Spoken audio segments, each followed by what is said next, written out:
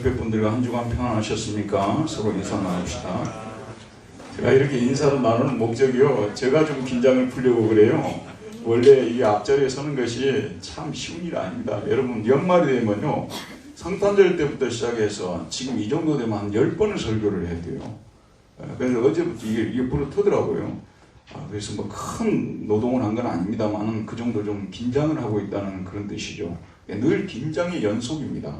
또 연초가 되면 또 사탄이 많이 장난을 치고 그러기 때문에 목회자들은 더 긴장을 하거든요. 그래서 여러분들이 좀 많이 기도해 주시고 또 연초에 더 열심히 신앙생활하게 해야겠다 결심을 했으면 좋겠습니다. 지난 시간 우리는 아브라함이 자신이 살던 본토 친척 아버지 집을 떠나 긴 여행 끝에 마침내 가나안 땅에 정착했던 이야기를 들려드렸습니다. 가나안 땅은 지금 이스라엘 땅이거든요. 지금 떠난 땅은 지금 이라크 땅 정도, 거기서부터 터키를 거쳐서 먼 땅을 지금 오게 된 거예요.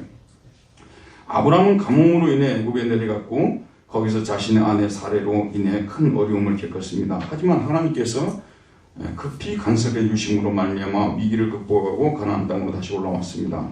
그러나 소유 문제로 아브라함은 자기 조카 롯과 서로 헤어져야만 했고 롯은 소돔과 고모라 땅에 정착했고 아브라함은 가나안 땅에 머물게 되었습니다. 하나님은 그곳에서 동서남북을 바라보라는 말씀을 주셨고 아브라함은 그 음성을 듣고 첫 발걸음을 띄고 있었던 것이죠.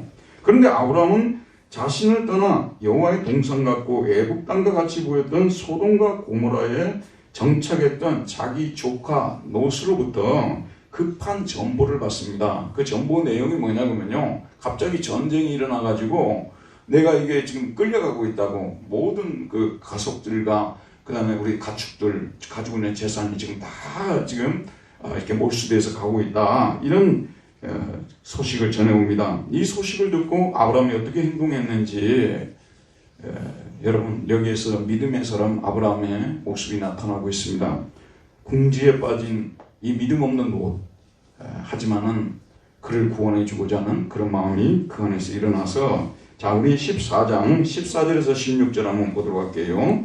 14장 14절에서 16절 우리 큰 소리로 한번 읽읍시다. 아브라함이 그의 조카가 사로잡혔음을 듣고 집에서 길리고 훈련된 자 318명을 거느리고 단까지 쫓아가서 그와 그의 가신들이 나뉘어 밤에 그들을 쳐부수고 담에서 왼편 호박까지 쫓아가 모든 빼앗겼던 재물과 자기의 조카 롯과 그의 재물과 또 부녀와 친척을 다 찾아왔더라 라고 되어 있습니다. 사병을 끌고 가서 건져내 온 거죠. 그런데 이제 여러분, 이야기 흘러가는 이 이야기를 이렇게 우리가 그 맥락에서 살펴보게 되면 이제 아브라함이 조카 롯을 만나가지고 삼촌, 제가 참 믿음이 연약해서 소돔과 고모라로 갔던 거 이거 정말 제가 부끄럽습니다. 용서해 주십시오. 그러면 아브라함이 괜찮다 조카야, 너가 또 나쁜 뜻으로 그런 것은 아니지 않겠느냐, 이렇게 하면서 훈훈한 그런 화해의 시간이 되었어야 되는데, 사실 오늘 말씀 보면 그런 장면은 하나도 나오지 않습니다. 놀라운 것은요, 돌아오고 나서 롯은 등장도 안 해버려요. 뭐 말도 해야 되는데 한 말도 안 해요. 이렇게 성경이 그렇게 되어 있습니다.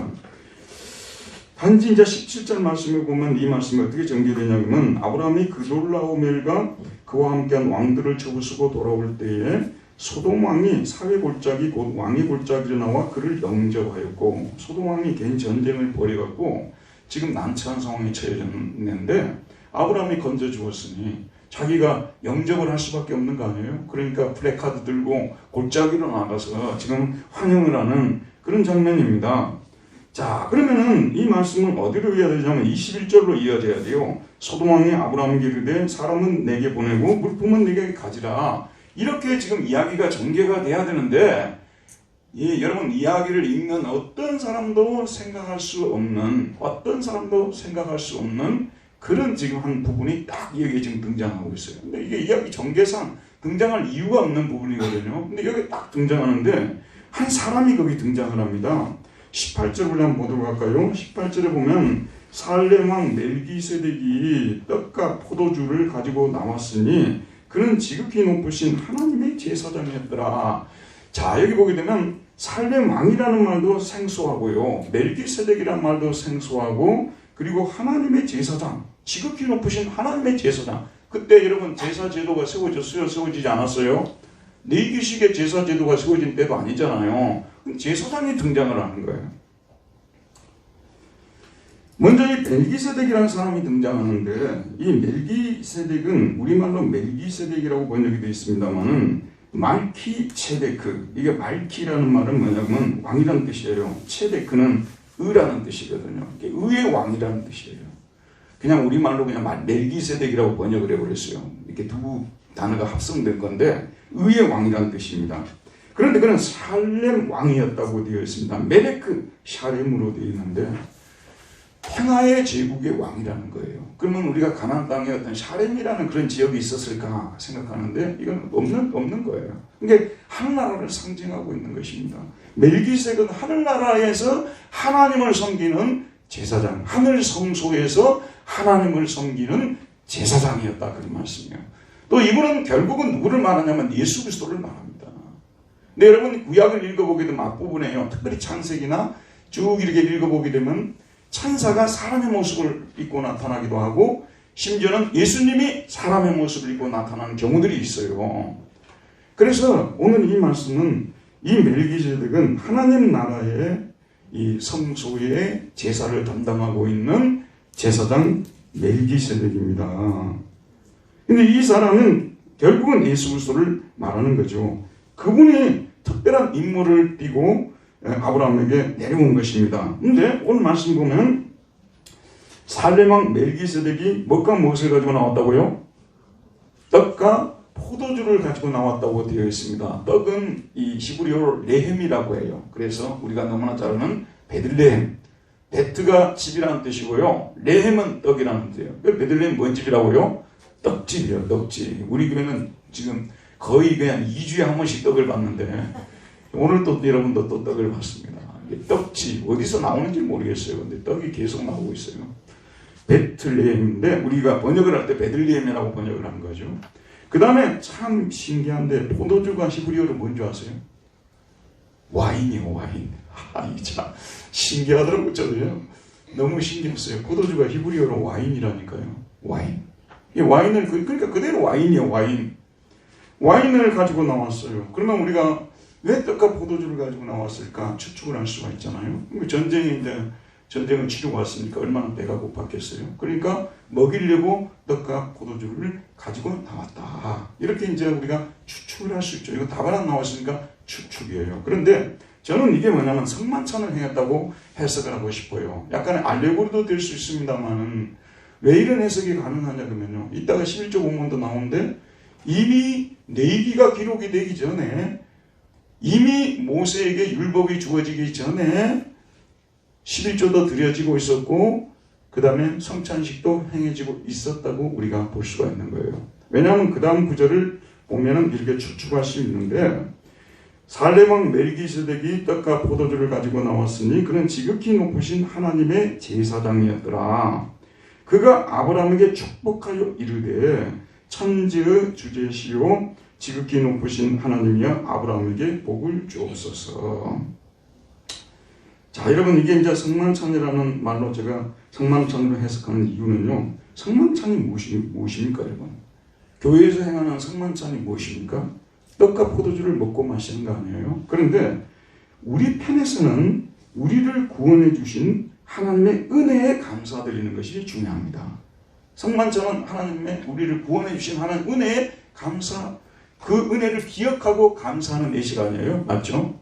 그 다음에 하나님 편에서는 우리에게 복을 주시고 우리의 믿음을 강화시켜 주시는 의식이거든요. 그러니까 지금 여기 아브라함은 지금 하나님의 은혜에 감사를 드리고 있고 그 다음에 이 제사장이 나타나서 멜기세덱이 그를 축복하시고 그 다음에 그의 믿음을 강화시켜 주시는 이런 차원에서 성만찬을 행했다고 말씀드릴 수가 있습니다.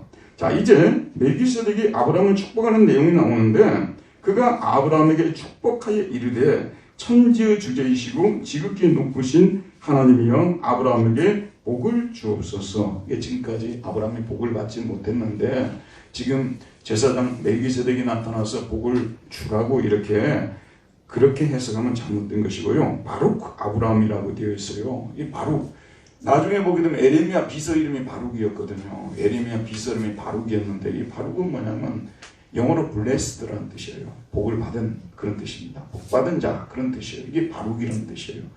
이게 바룩 아브라함은 아브라함 복을 받은 자라고 말해요. 이게 지금 여기서 멜기세덱이 네가 하나님께 복을 받은 자다. 지금 복을 받지 못해 지금부터 복 준다는 게 아니라 이미 복을 받은 자라는 뜻이에요. 아브라함은 이미 하나님께 복을 받은 자입니다. 멜기세덱은 다른 사람들이 아닌 천지의 대주제이시고 지극히 높으신 분으로부터 복을 받은 자라는 것을 강조를 하고 있는 거예요. 복을 받은 자로서 여러분들이 예배를 드리고 있는 거지 복을 달라고 예배를 드리는 건 아니죠. 복을 받은 자로서 예배를 드리고 있는 겁니다. 지금 복을 받은 자라는 것을 상기시켜주고 있습니다. 멜기세덱이. 그가 복을 받은 자이기 때문에 하나님께서 그와 함께 하시고 그리고 전쟁에서 승리하셨다고 하나님을 찬송하자고 말하는 거예요. 여러분, 왜 하나님께서 아브라함에게 함께 하셨어요? 이미 복을 받은 자이기 때문에 함께 하신 거예요.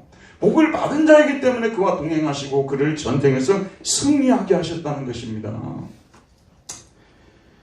너희 대적을 내 손에 지극히 붙이신 지극히 높으신 하나님을 찬송할지로다. 여기도 보면 바룩 예를 쓰고 있어요. 이것도 블레스드 가드예요. 하나님이 찬송을 받으셔야 합니다. 찬송을 받으시기 합당하십니다. 그런 뜻이에요. 왜냐하면 아브라함의 대적을 아브라함 손에 당신께서 붙이셨기 때문에 당신은 찬양을 받아 마땅하십니다. 그런 뜻입니다. 자, 여러분, 이렇게 이제 떡과 포도주를 주고 그 다음에 아브라함이 복받은 자임을 상기시켜주고 또 이런 복을 주신 하나님을 찬송을 하는 거예요. 사실 들어보세요, 여러분. 아브라함 편에서는 믿을 게 하나도 없는 사람 아니에요? 그는 나그네일 뿐이거든요. 갈대아 우르라는 먼 곳에서 지금 이제 가축들을 끌고 가족들과 함께 지금 가나안 땅에, 지금 이스라엘 땅에 와 있죠.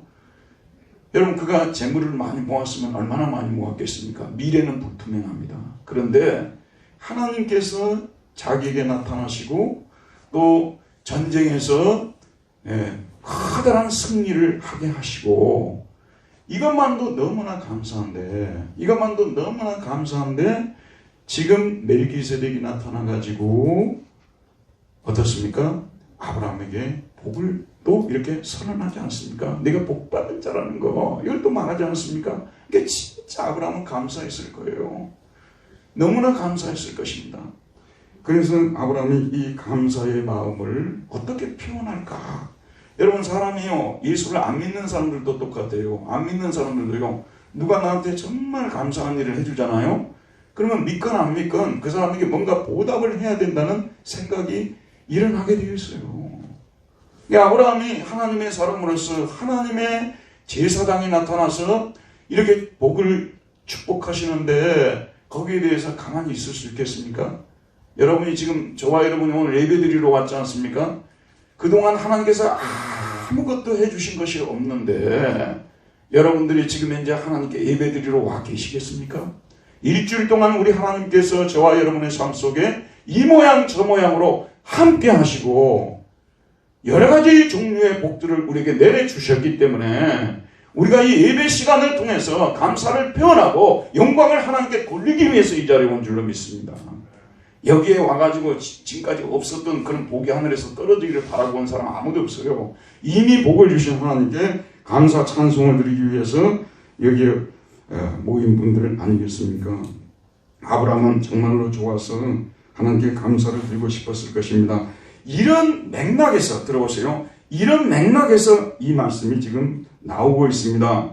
20절 말씀 우리 다시 한번 큰 소리로 읽어보도록 합시다. 시작. 너희 대적을 네 손에 붙이신 지극히 크신 하나님을 찬송할 줄 다음에 아브라함이 그 얻은 것에서 10분의 1을 멜기세덱에게 주었더라. 참, 여기 보면 그 얻은 것에서, 그런데 그 얻은 모든 것에서, 미콤이라는 것은 from all things로 되어 있어요. 모든 것들로부터, 이렇게 되어 있는데 모든 걸 생략해 버렸어요. 자기가 얻은 모든 것들, 거기에 보면은 귀걸이도 있을 것이고요, 장신구들도 있을 것입니다. 왜냐하면 그런 전리품은요 굉장히 좋은 거거든요. 양도 있고 소도 있고 그런 전리품들이 많아요. 그 전리품들 중에서 여러분 또 11조 하니까 돈을 빨리 떠올리지 마시고요. 지금 이 시대적 상황 속에서는 낙타를 10마리 가져왔으면 한 마리를 제사장에게 드린다는 그 말씀이에요. 그 다음에 여기 지금 장신구를 10개를 가져왔으면 그 중에 하나를 지금 드린다는 그런 말씀이에요. 그런데 여러분 한번 생각해 보세요. 11조 하게 되면 좀 부담을 갖는데요. 지금 아브라함의 그 상황에서 한번 생각해 보세요. 전쟁에서 크게 대승을 거두었어요. 그래서 낙타를 10마리 끌고 왔어요. 그런데 그 한 마리 하나님께 드리는 게 그렇게 아까웠을까요? 저는 2마리 드렸을 것 같아요. 충분히 가능한 일입니다. 왜냐하면 사탄이 장난을 쳐가지고 11조를 하나님께 드리면 돈 설교하고 이게 엄청나게 우리 것을 가져가고 그렇게 자꾸 방해를 하는데요. 그는 사탄의 그 사기짓이에요, 여러분. 이게 별로 부담이 되는 게 아닙니다, 여러분. 맞죠, 여러분? 장신구 10개 중에서 하나님이 얻게 하셔서 그 중에 하나 드리는 건데, 심지어는 우리가 예수를 안 믿어도요, 누가 우리한테 뭔가 아주 좋은 일을 해주게 되면, 감사한 일을 하게 되면 그 중에 일부를 드리는 거 아니겠어요, 여러분? 없어서 못 드려야 되지. 그러면 이해가 되겠지만 있는데도 아까워서 못 드리겠다. 참 이거는 세상에 안 믿는 사람들만도 못하는 사람들이에요. 안 믿는 사람들도 사실은 다 이렇게 감사를 표현하고 사는 건데, 그래서 아브라함은 그 중에서 모든 얻은 것 중에서 10분의 1을 하나님께 드렸다고 말씀하고 있습니다. 그런데 여러분 참 11조에 대해서 얘기를 하게 되면요, 일단 돈에 대해서 설교를 하면 사실 사람들이 교회를 잘 안 오려고 해요. 그래서 지금도 전도를 많이 받으면서도 교회 안 올리는 분들 중에 10명 중에 5명은요 돈 때문에 안 올리는 거 제가 다 알아요. 제가 기도해봤어요, 하나님께. 왜 안 오는가 하나님 좀 가르쳐주세요. 그러니까 돈 때문에 안 온다 그렇게 들려주시더라고요. 사실 돈이라는 게 굉장히 부담스럽거든요. 그런데 여러분, 이게 아까 제가 그냥 논리적으로도 말씀드렸잖아요. 일상사에서 일어나는 이 상황에서도 누군가가 나에게 뭔가를 도와주면 감사를 표현하고 싶은데, 우리 하나님께서 우리와 함께 하시고 우리에게 이런 재물을 얻게 하시니 그 중에 일부를 드리는 것이 그게 무슨 그렇게 얽어매는 거고 그게 어떻게 우리를 그렇게 고통스럽게 만드는 거냐 그 말씀이에요. 근데 많은 분들이 11조가 폐지됐던 것은, 11조는 모세가 시내산에서 십계명을 비롯한 율법을 받을 때 그 중에 십계명이 있었다고, 11조가 있었다고 말하거든요. 그러니까 아니나 다를까 찾아보면은 레위기 27장 30절에서 34절, 민수기 18장 20절에서 32절, 신명기 12장 6절에서 9절, 14장 22절에서 27절, 14장 28절에서 29절, 26장 12절 15절 등의 이런 11조를 드리라는 말씀이, 그래서 내인들을 먹여 살리고 그 다음에 성중에 있는 나그네들을 이렇게 돌보아주고 너희들끼리 축제할 때도 사용하고 이렇게 나와요, 이 말씀들이요. 근데 이런 말씀들은 지금 예수 그리스도께서 오셔서 율법을 완성하셨기 때문에, 십자가의 보혈의 피로서 율법을 완성하셨기 때문에 더 이상 이런 율법들은 구속력을 갖지 못한다. 다른 말로 율법은 폐지되었기 때문에 십계명도 폐지되었다. 이분들이 이렇게 해석을 하는데 절반은 맞지만 절반은 모르고 있어요. 뭘 모르고 있냐면요, 11조는 이 레위인들에게 11조를 하는 시내산에서 11조 계명이 나오기 전에 이미 450년 전에, 거의 한 450년 전에 아브라함 때부터 있어 왔던 거예요. 율법이 들어오기 전에 이미 11조는 자연스럽게 성도라면, 신자라면 자연스럽게 드리고 있었던 것입니다. 여기 보면 들어보세요. 여기 보면 왜 11조를 드려야 하는지 어떤 설명도 안 나와요. 뭐냐면 자연스럽게 하는 거예요. 우리 교인들 중에서도요, 11조에 대해서 정확한 가르침을 받고 정확히 깨달아서 정확하게 옳다고 생각해서 11조를 드린 성도보다, 그런 분들이 있겠죠. 그런 분들도 계시겠지만, 교회 다니면 하나님 섬기면 하나님은 우리에게 그렇게 많이 주셨는데 그 중에 10분의 1 드리는 건 당연한 거 아닐까? 그래서 당연하다고 생각하고 드리는 분들이 많으실 것입니다. 아브라함이 그랬어요. 그건 당연한 걸로 생각하고, 하나님이 우리에게 그런 많은 은혜를 베풀어 주셨는데 하나님께 11조를 드리는 것은 당연한 거 아니겠는가, 그렇게 생각하고 11조를 드렸다는 말씀이 여기에 나오고 있어요. 그러면 이건 아브라함의 우발적인 행동이었는가? 갑자기 그냥 자기 마음속에서 너무 막 감흥이 일어나가지고 너무 막 감사한 마음이 넘치니까 갑자기 자기가 하지 말아야 될 말을 해버리고 저 10분의 1 드릴게요 이렇게 했을까? 자, 우리 창세기 28장을 한번 읽어봅시다. 28장 다 같이 한번 찾아보도록 합시다. 창세기 28장 자, 20절에서 22절까지 우리 한 목소리로 읽어보도록 합시다. 40페이지입니다. 28장 20절에서 22절을 읽읍시다. 시작. 야곱이 소원하여 이르되 하나님이 나와 함께 계셔서 내가 가는 이 길에서 나를 지키시고 먹을 떡과 입을 옷을 주시어 내가 평안히 아버지 집으로 돌아가게 하시오면 여호와께서 나의 하나님이 되실 것이요 내가 기둥으로 세운 이 돌이 하나님의 집이 될 것이요 하나님께서 내게 주신 모든 것에서 10분의 1을 내가 반드시 하나님께 드리겠습니다. 이것도 즉흥적으로 한 게 아니라니까요. 이거는 족장들이 아브라함, 이삭, 야곱 하나님의 사람들이 심지어는 아담 때부터 자연스럽게 하나님의 백성들이면 이렇게 섬기는 것이 너무도 자연스러운 것이었다 그 말씀입니다. 이유를 달지를 않아요. 이유를. 우리 그리스도인들 중에서 이유 달지 않고 신앙생활하는 분들이 계시는데요. 그걸 무식하다고 보면 안 되는 거예요. 요즘은 너무 똑똑해가지고요. 학자들이 나와가지고 별의별 것을 다 파헤쳐가지고요. 결국은 10원도 교회 내지 말고 교회 다니라는 그 학설을 그들이 펼치고 세계적인 학자들한 이름을 겪고 있는데요. 죄송합니다만은요. 우리가 다른 사람이 나 일 하나를 도와줘도 남의 난 것이라도 대접을 하는데 우리 하나님께 이 모든 헌금이 그러면 여러분 들어보세요. 잘못 사용하는 목사들이 많아요. 사실은요. 중세 그 교황청의 타락 때처럼 헌금을 걷어가지고 잘못 사용하는 경우는 내지 말아야 되겠죠. 그러나 우리가 이 돈을 가지고 목회자들이 또 이렇게 부양을 하고 또 이렇게 교회를 유지하고 또 이렇게 선교를 하고 여러 가지 우리가 이걸 하지 않습니까? 그게 이런 이 하나님의 헌금이 모여져 가지고 이렇게 하는 건데 이걸 갖다가 성경적으로 따진다고 해가지고 계속 하는데 이런 분들의 특징이 뭐냐면 절대 안 내겠다는 확고한 의지를 가지고 계신 분들이에요. 그래서 뭔가 건수를 찾는 거예요. 여러분 딴 거는 몰라도요. 이런 거 가지고 이렇게 하나님과 그런 관계에서 자꾸 이렇게 하는 분들은 죄송합니다만 좋은 영성이 아닙니다. 좋은 신앙인들이 아니에요. 그래서 예전에 제가 독일에 있을 때 한국에서 상당히 유명한 분이에요. 그래서 그분이 오셔가지고 막 사람들을 모아놓고 11조 폐지됐으니까 내지 말라 그러더라고요. 그리고 또 뒤에다 뭘 다냐 보면 10분의 10을 다 내야 되는 거지 왜 11조만 내야 되냐 그러더라고요. 그러니까 그 소리 듣고 많은 사람들이 10분의 10 낸 사람은 한 사람도 없고요. 그렇지 않아도 지금 내는 걸 부담스럽게 생각했는데 그렇게 가르쳐주니 너무나 고맙다고 생각해서 그 다음부터 아무도 안 내는 거예요. 그래서 내가 우리 교인들한테 그런 얘기 듣고 오신 분들한테 그랬어요. 10분의 1은 최하한선인데 이것을 낼 수 있는 사람이 10분의 2도 내는 거고 3도 내는 거고 10도 내는 거지 10분의 1도 내지도 못하는 분들이 어떻게 10분의 10을 낸다는 거짓말을 하고 있냐고. 진짜 우리 하나님을 섬기는 데서 우리 모든 것을 다 드릴 수 있는 사람들이 되어야 되는 줄 믿습니다. 근데 우리가 너무 약하기 때문에 10분의 1을 정해놓은 거예요. 우리가 먹고 살아야 되는데 다 하나님께 바치고 나면 뭘 가지고 먹고 살아야 돼요. 아이들 학교도 보내도 결혼도 시켜야 되고 옷도 사 입어야 되고 쌀도 팔아먹어야 되는데 그럼 어떻게 해야 되겠어요 여러분. 그래서 하나님께서 우리 연약함을 아시고 10분의 1만 내서 이거는 공동경비로 만들어서 공동체를 유지하자 이거 아니겠어요.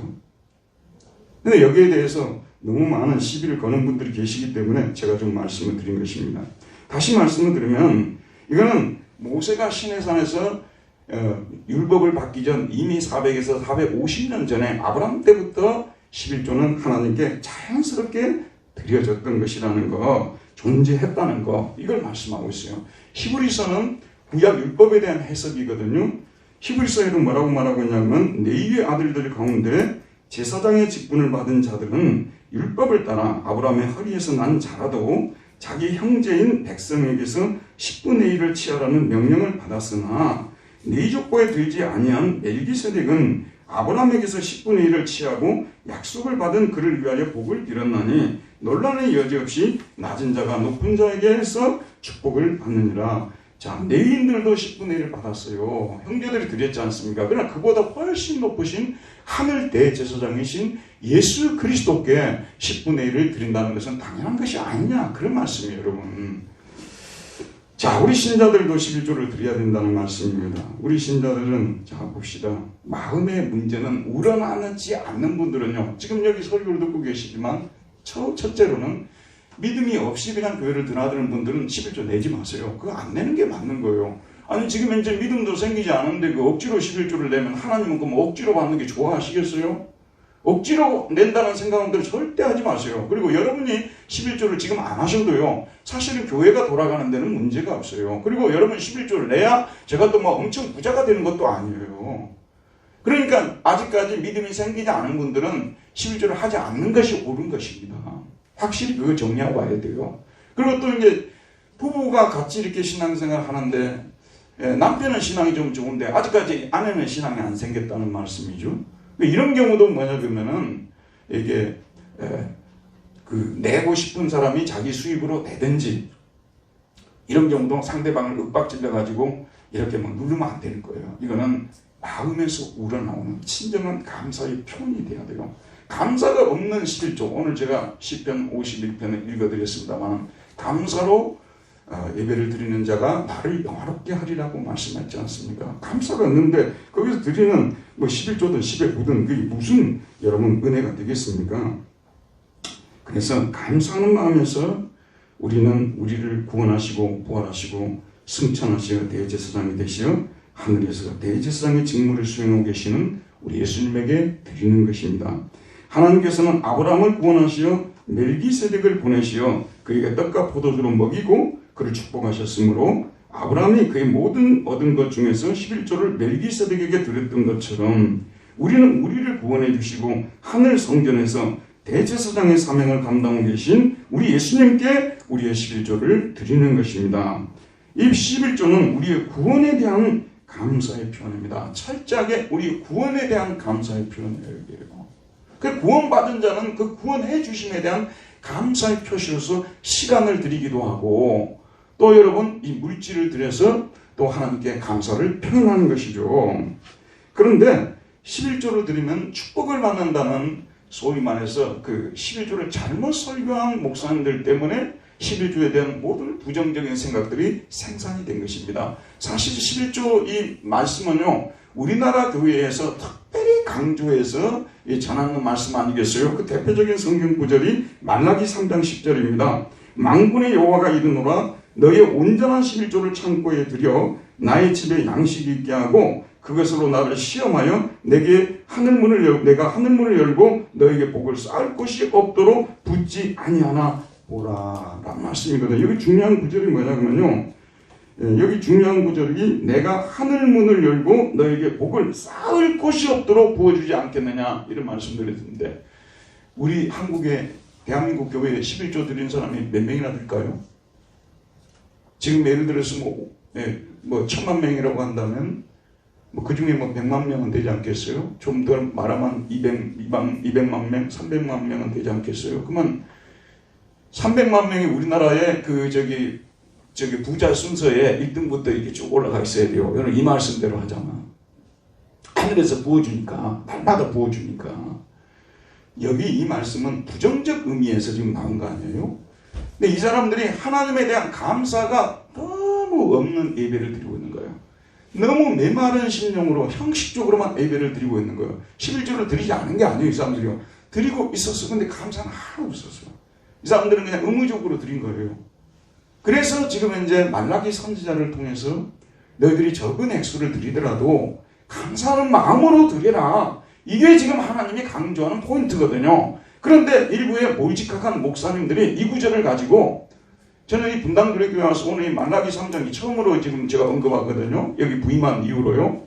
근데 이 일부의 몰직학한 목사님들이 이걸 가지고 11조만 드리면 엄청나게 부자가 된다고 이렇게 설교를 해버린 거예요. 그러다 보니까 부자 안 된 사람들이 불만이 많겠죠. 부자 됐던 분들은 다 조용하겠죠. 지금도 주식 투자도 그래요. 원래 주식 투자했고 돈 버신 분들 어디 가서 절대 말 안 해요. 항상 이런 분들이 말을 하거든요. 이 말씀을 통해서 정말 이렇게 부자가 됐다든지 말 안 하고 있겠죠. 근데 실제 이 말씀이 이렇게 응하는 게 아니죠. 또 우리 하나님을 그런 수준으로 끌어내려서도 안 되겠죠. 중요한 게 뭐겠습니까? 하나님의 예배 드리는 사람들은 정말 이걸 신령과 진리로 예배를 드리고 감사를 담아서 감사하는 마음으로 예배를 드려야 된다고 이렇게 그걸 가르치고 있다고 저는 보거든요. 그래서 우리는 11조를 드리든 아직도 신앙이 아직 연약해서 11조를 드리지 못하고 그냥 적은 헌금을 드리든지 우리 마음속에 감사를 담는 게 중요합니다. 감사하는 마음에서 우리가 드리는 거예요. 근데 이 은혜를 받을수록 감사할 제목이 많아져요.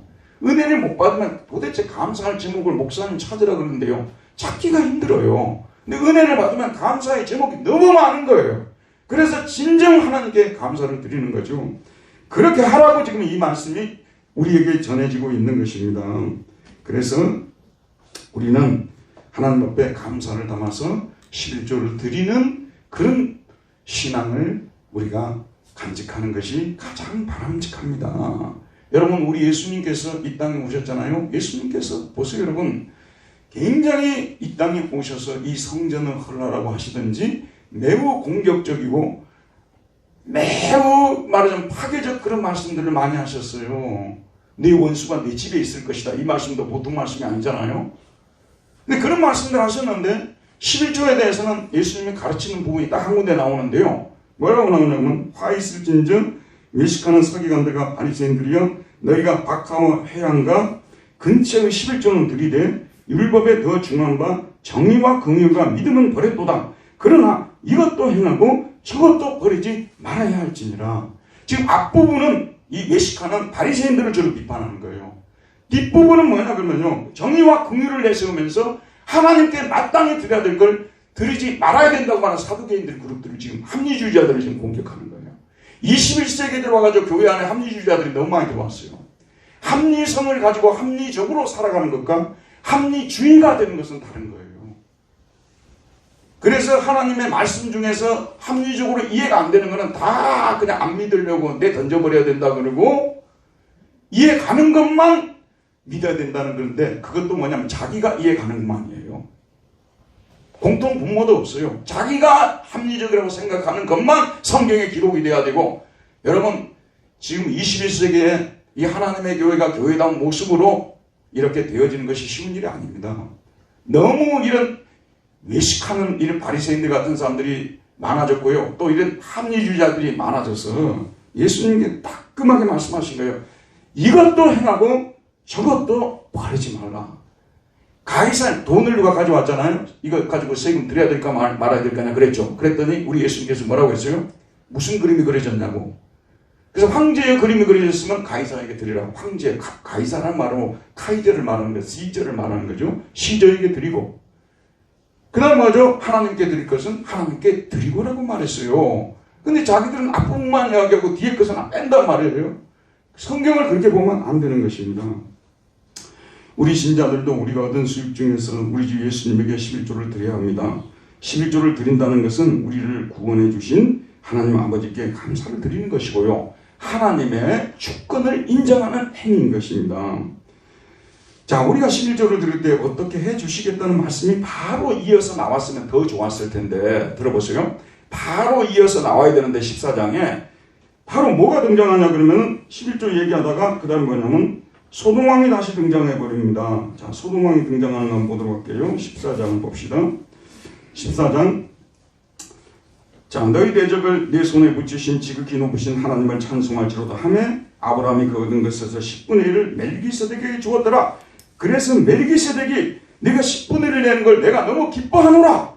내가 그러면 100배로 갚아주마. 하나님께서 100배로 갚아주라 기도하마. 이렇게 나오면은 확실하게 우리 모든 교우들이 11조를 할 텐데, 지금 이제 그 말씀 안 하시는 거죠. 그리고 뭐가 나오냐면 갑자기 소돔왕이 등장하는 거예요. 21절 볼게요. 소돔왕이 아브라함에게 이르되 사람은 내게 보내고 물품은 네가 가지라. 아브라함이 소돔왕에게 이르되 천지주제이시오 지극히 높으신 하나님 여호와께 내가 손을 들어 맹세하노니 네 말이 내가 아브라함으로 치부하게 하였다 할까 하여 내게 속한 것은 실 한 오락이나 들매끈 한 가닥도 내가 가지지 아니하리라. 오직 젊은이들이 먹은 것과 청년들이 전쟁에 많이 나갔던 것 같아요. 나와 동행한 아넬과 에스골과 마므레, 이 사람들은 가난한 용병들이에요. 돈 주고 산 사람들이죠. 이 분깃을 제할지니 그들이 그 분깃을 가질 것이니라. 자, 이렇게 말했습니다.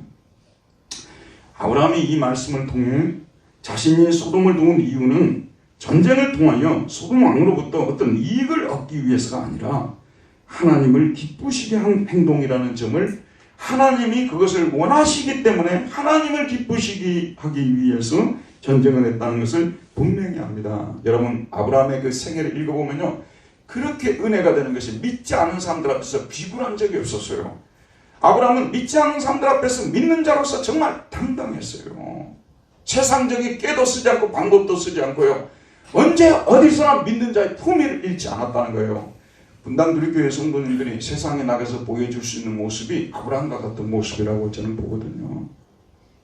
당신 내가 이 전쟁 참여해서 뭐 이익 얻으려고 그런 줄 안 하고, 하나님이 이걸 원하기 때문에 내 동생 롯을 내가 구해주기 위해서 이렇게 한 것이라고 하면서 기본적인 쓰여진 경비 외에는 받지 않겠다고 이렇게 선언하는 아브라함의 모습을 볼 수가 있습니다. 자, 이렇게 믿음으로 당당하게 살아가는 아브라함을 하나님께서는 기뻐하십니다. 자, 이 구절이 중간에 들어갔잖아요. 그리고 15장 1절이 나오고 있어요. 자, 저를 한번 보시기 바랍니다.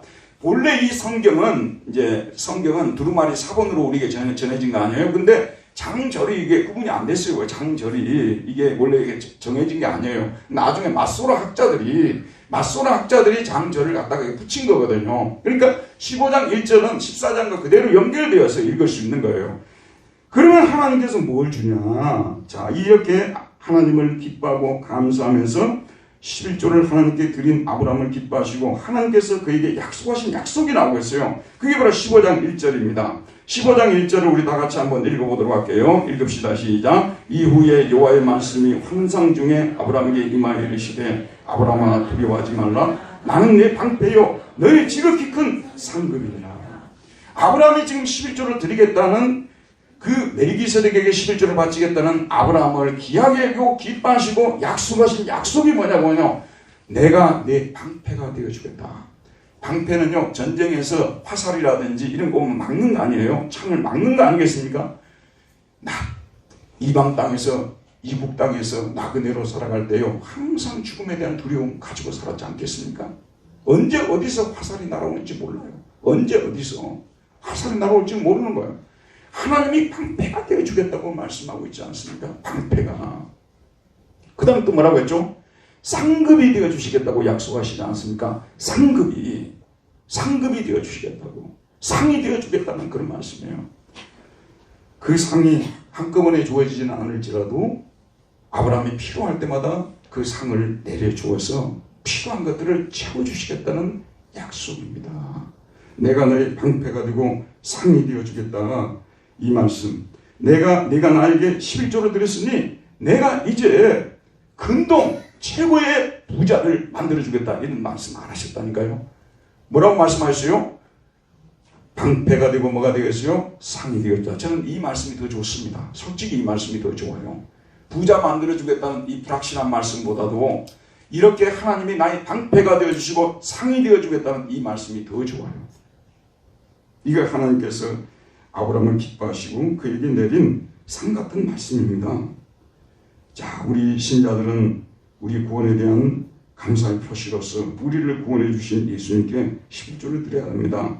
그동안 여러 가지 이유로 11조를 드리지 못했던 분들, 성도님들도 새해부터는 11조를 작정하면 좋습니다. 여러분, 수입이 없어서 못 드리겠다는 분들 계세요. 근데 수입이 없을 때부터 11조는 시작해야 되는 거예요. 제가 11조 설교에서 가끔씩 말씀드리는데요, 아이들이 아르바이트를 하면 10만 원을 벌잖아요. 10,000 원을 드릴 수 있어요. 100만 원을 벌면 10만 원 벌을 때 상당히 힘들겠죠? 그래도 드릴 수 있는데 1,000만 원, 1,000만 원을 버는데 100만 원을 벌려면요, 상당히 떨립니다, 여러분. 이게 떨리게 돼 있어요. 그 다음에 1억을 버는데 1,000만 원을 11조 하면은 손이 떨리겠어요, 안 떨리겠어요? 손이 떨릴 수 있죠. 그래서 적은 수입일 때부터 11조를 시작하는 것이 좋습니다. 특별히 우리 청년들, 저희 교회도 이제 제가 와서 사역을 10년 이상 하다 보니까요, 아주 코 올리고 다니던 우리 그 영유아부 애들, 주일학생들이 청년이 돼가지고 지금 취업을 하기 시작하는 거예요. 대학을 들어가고 취업을 하고 하는데, 야, 참 이런 때도 오구나. 예. 근데 어제 어디 가지 이렇게 저 출근했어요. 막 이러더라고. 참 좋을 때도요, 좋을 때죠. 정말 행복할 때죠. 오늘 조상 집사님 보고 서로 나이 부르면서 거의 둘 다 좌절을 했는데, 여기 청년 때 얼마나 그 젊음이 좋은 거 아니겠습니까? 그런데 11조도요, 처음 이렇게 직장에 들어갈 때부터 11조를 시작해야 돼요. 이걸 한번 미루지 않습니까? 들어보세요. 미루지 않습니까? 결혼하면 드리겠다고 하면 와이프가 반대할 수 있어요. 와이프가 원래 무섭거든요. 또 그러면 또 좀 수입이 더 늘어서 한다 그러잖아요. 그럼 또 쓸 때가 더 많아져요. 그래서 못 드려요. 그래서 계속 못 드리게 되니까 저는 우리 청년들에게 처음 출발할 때부터, 처음 회사 출발해서 첫 봉급을 받을 때부터 하나님께 11조를 드리라고, 저는 이 설교를 할 때요, 정말 우리 청년들을 사랑해서 이 설교를 드립니다. 솔직히 말씀드리면 우리 청년들이 지금 11조 안 해도 우리 교회는 지금까지 잘 돌아갔어요. 우리 교회는 마이너스가 되는 교회가 아닙니다. 항상 플러스를 지금 내고 있는 교회거든요. 그런데 그거는 진짜 우리 청년들을 생각해서 제가 이 말씀을 드리는 거예요. 제가 지금까지 하나님의 인도함을 받는 가운데서 청년 시절에 11조를 드리고 시작했던 것이요, 진짜 저에게서는 여러 선택들 중에서 가장 잘한 선택인 것 같아요. 제가 대학교 2학년 때 결혼을 했지 않습니까? 2학년 결혼하니까 빨리 하자 해가지고 결혼해버렸지 않습니까? 처음 결혼할 때 결혼 전체 자금에 11조를 드렸는데, 지금 그러니까 그때 돈으로 30만 원이더라고요. 지금 돈 한 300만 원 될 것 같아요. 그리고 우리 집에 피아노가 하나 있었어요. 이거 이제 우리 장모님이 이 피아노 사가지고 이걸 가지고 돈 벌어서 사라고 주신 거예요. 그것도 나중에 개척교회에 선물했어요. 여러분 보세요. 우리가 이렇게 믿음으로 살려고 할 때, 그게 내가 여러분들한테 가끔 말씀을 드리는데, 저희 교회 교감 선생님이 계셨어요. 저는 학생이거든요. 아르바이트하고 다녔어요. 그런데 저는 우리 교감 선생님보다 11조를 더 많이 드리게 해주셔서 그런 기도가 나오더라고요. 그 실제로 제압을 했어요. 제압을 했는데 그 11조 봉투를 다 모아놨는데 이사하는 과정에서 그게 다 없어져 버렸어요. 하나님이 저를 교만하지 않게 해달라고, 교만하지 못하도록 막으셨다고 생각해서 감사했습니다. 다 달아나 버린 것이요. 근데 그때는 도장을 딱딱 찍어줬는데, 제가 여러분에게 드리고 싶은 말씀은 뭐냐면, 그 이후에 하나님은 저에게 약속대로 해주셨어요. 나의 지극히 큰 상급이 되어주셨어요. 그리고 방패가 되어주셨어요. 사람이 살다 보면요, 자기를 좋아하고 밀어주려는 사람도 있지만 항상 자기를 싫어하고 떨어뜨리려는 사람들이 우리 주변에 항상 따라다니게 돼 있어요. 그럴 때마다 우리 하나님께서 이렇게 지켜주신 은혜가 너무너무 감사해요. 제가 처음에 교회를 부임했는데요, 15명 정도 되는 교회, 학생들까지 한 20명 됐어요. 어린아이들까지. 근데 한 40-50명으로 올라오니까 그 중에 아주 일부의 사람들이 당을 지어가지고 저를 그냥 가만 안 두겠다고 공동회의를 소집해갖고 막 어떻게 하겠다고 난리더라고요. 진짜 저는 좀 무서웠어요. 그 미군 부대에 다니는 사람이 저를 막 에스코트하고 그랬다니까요. 제가 그런 사람이에요. 그런데 그분이 저를 잠시 피해 있으라고 그러더라고요. 그랬는데 그 공동에서 아무 일도 일어나지 않았어요. 왜 일어나지 않은 줄 아십니까? 베를린에서 태권도 제일 잘하는 태권도 사범이 거기, 다른 때는 교회 거의 안 나와요. 1년에 몇 차례밖에 안 나와요. 그런데 그날따라서 교회를 꼭 가고 싶더래요. 그래가지고 그 사람이 딱 거기 앉아있으니까 아무 일 안 일어나고 지나간다 아니겠어요? 여호와께서 나의 방패가 되어주신다는 말씀이 그대로 되어준 것입니다. 그러면 하나님께서 내게 상을 내리시지 않으셨느냐? 지금 여러분, 제가 이 자리에서 여러분 앞에서 설교하고 있지 않습니까? 저희 교회는요, 비판하자면 비판할 점이 반드시 있겠죠. 그러나 우리가 곰곰이 생각해보면 참으로 귀하고 좋으신 분들이 많으세요. 근데 이런 분들 앞에서 제가 이렇게 설교를 하고 사역을 할 수 있게 하시니 이것도 하나님 주신 상 아니겠습니까?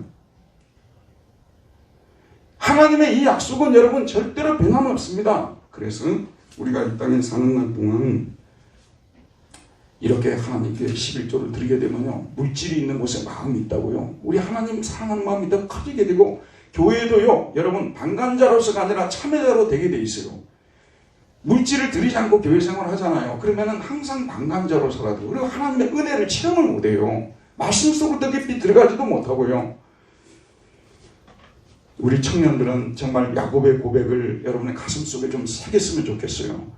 우리 청년들에게 아부하는 말은 뭐냐고만요, 너희들이 뭔 돈이 있다고 11조를 드리냐, 이건 아부하는 말이에요. 그 청년들이 좋아하는 말도 아니고요, 사랑하는 말도 아니에요. 청년들을 진정으로 사랑한다면, 특별히 우리 부모님들요, 어린아이들을 진정으로 사랑하고 그 아이들을 진정 올바르게 키우고 싶다면요, 데려다 놓고 오늘 말씀드린 것을 얘기를 하면서 조금조금 하나님의 받은 사랑이 얼마나 크냐, 모든 것을 다 드려도 우리가 부족할 판인데 그 중에 10분의 1을 드리는데, 이것도 내가 직장을 쓰면 드릴 수 있겠느냐? 하나님이 내게 그런 직장을 주었는데도 네가 이렇게 계속 안 드리려고 하면 되겠느냐 해서 설득을 해서 그 아이들을 드리도록 해서 그들의 입에서도 야곱이 서원하여 이르되 하나님이 나와 함께 계셔서 내가 가는 이 길에서 나를 지키시고 먹을 떡과 입을 옷을 주시어 내가 평안히 아버지 집으로 돌아가게 하시오면 여호와께서 나의 하나님이 되실 것이요 내가 기둥으로 세운 이 돌이 하나님의 집이 될 것이요 하나님께서 내게 주신 모든 것에서 10분의 1을 내가 반드시 하나님께 드리겠나이다. 작은 것이라고도 자꾸 하나님께 드리려는 마음을 자꾸 가져야 됩니다. 자꾸 하나님께 드리려고 하지 않습니까? 그럼 우리 신앙도 성장하는 것입니다. 올 한 해 우리 모든 교우님들 11조를 드리다가 중단하신 분들도요, 11조 빨리 드리기 시작하십시오. 이거는 하나님께 죄를 짓는 것이고요. 그리고 하나님께서 내려오시는 모든 좋은 것을 다 가로막는 행위거든요. 그래서 11조를 드림을 통해서 여러분의 신앙이 더 풍성해지고 하나님의 구원의 은사와 감격들이 여러분 속에 더 넘치시기를 주의 이름으로 축원드립니다. 은혜로우신 하나님, 오늘도 생명의 말씀을 우리에게 보내주셔서 또 이 말씀을 통해서 우리가 무엇을 쫓아야 되는지 어떻게 신앙생활을 해야 하는지를 아브라함을 통해서 배우게 하신 것을 감사드립니다. 올 한 해 동안의 삶의 11조를 드림을 통해서 하나님을 크게 기쁘시게 하는 우리 모두 되게 하여 주옵소서. 예수님 이름으로 기도했습니다. 아멘. 다 같이 찬송가 429장을 부르시겠습니다. 429장입니다.